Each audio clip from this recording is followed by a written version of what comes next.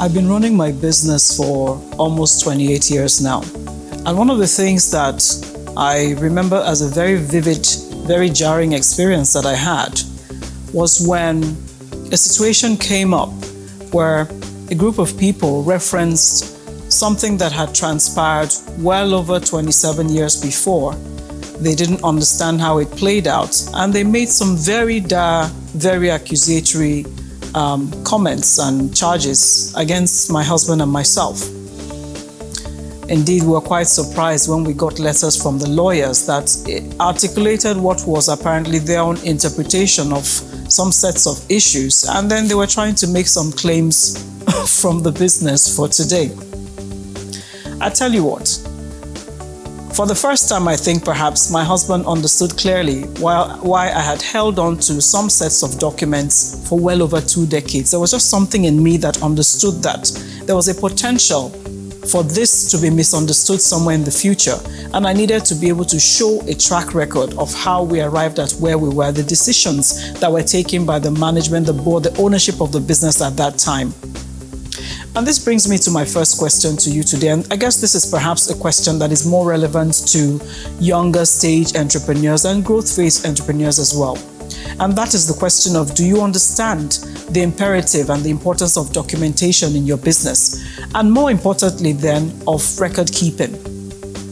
I was able to go back and pull out documents from 2 decades before that shows a clear track and led to a resolution of the matter that was being referred to. And I guess that's really literally the end of it.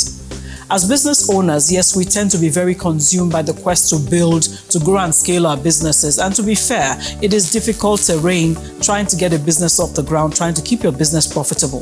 But we must not miss something. There are some clear imperatives, one of which is this: document, document, document everything.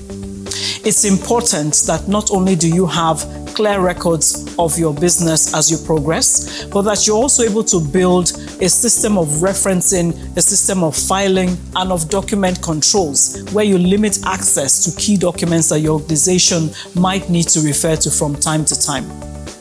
In the world that we're in today, let me also encourage you to leverage on technology to see how the most critical of your documents, indeed all of them where possible, are stored in some kind of soft form on a cloud-based platform and in a very structured manner that allows you to have seamless retrieval when you need to have access to those documents. Again, even within those cloud-based platforms, please be sure that access controls are in place so that not just everyone can access your corporate documents at will.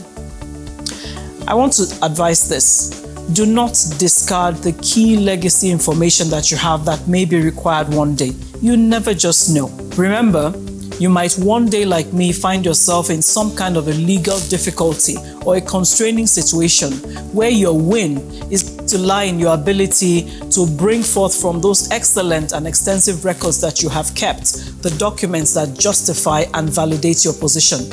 And on a positive note, you might also just find yourself one day on the negotiating table with potential investors, and the strength of your ultimate valuation is also going to lie in your ability to validate that business historical growth trajectory and performance that you have earlier chronicled with them.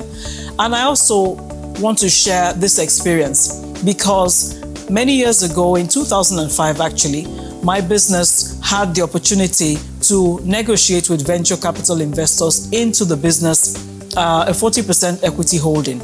And I can promise you that at the negotiation table, some of the things that led to a more robust valuation for us as the owners of the business were the fact that we're able to showcase these kinds of records and documentation that I'm talking about.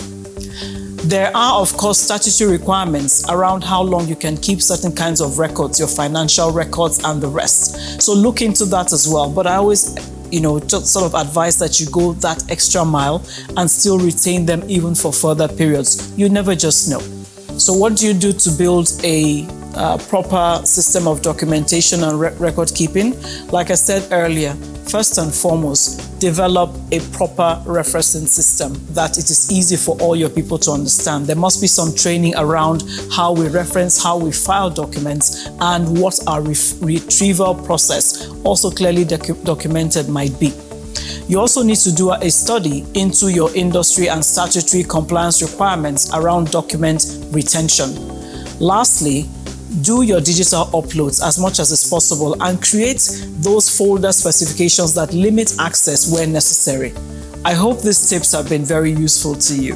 And if you have other strategies around documentation and record retention and controls that you want to share, please drop me a line at audrey@audreyjoeezigbo.com. Take care.